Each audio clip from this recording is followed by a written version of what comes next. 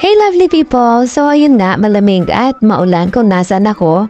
Kaya magluluto ako ng chicken soup or simple version siya ng chicken tinola. Kaso ang chicken tinola, papaya kasi ang nilalagay and beans, wala akong beans and papaya. So i-alternate ko siya with sayote. And meron akong natitirang gabi. Ayoko siya mabulok kaya isasama ko na rin siya sa soup. So ayan, meron tayong chicken, kalo siya, kailangan palambutan kaya gagamit ako ng pressure cooker niyan. So meron tayong garlic, onion, and ginger pang sauté. Ayan na nga yung sayote, yan yung gabi. Binabad ko siya para hindi mangitim. Meron din akong nahanap na malunggay sa palengke.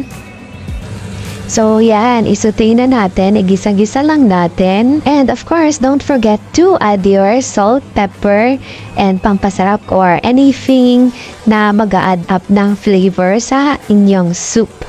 So since simple lang nga yung version ko, kaya ganyan lang. So after masauté, lagyan natin siya ng boiled water, pwede ding cold. So I prefer to put hot water na para mabilis kumulo. So tatakpan lang natin ang ating pressure cooker and hintayin natin hanggang kumulo.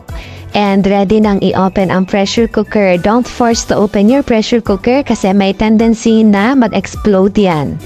So pagkakaulo at ready nang i-open yung pressure cooker, nilagay ko na rin yung mga vegetable and I cook it for a few minutes ulit. And since ayoko ng overcooked na gulay and ayoko rin magkalasog-lasog yung chicken guys kasi malambot na siya, kaya hindi ko na masyadong tinakpan yung pressure cooker. So ayan na nga guys, luto na siya and excited akong humigop ng sabaw kasi sobrang lamig talaga ngayon. So ayan na nga, luto na siya and super excited akong humigop ng sabaw. Napakasarap, napakalinamnam talaga pag merong dahon ng malunggay. So yan, kain tayo! Thanks for watching, bye!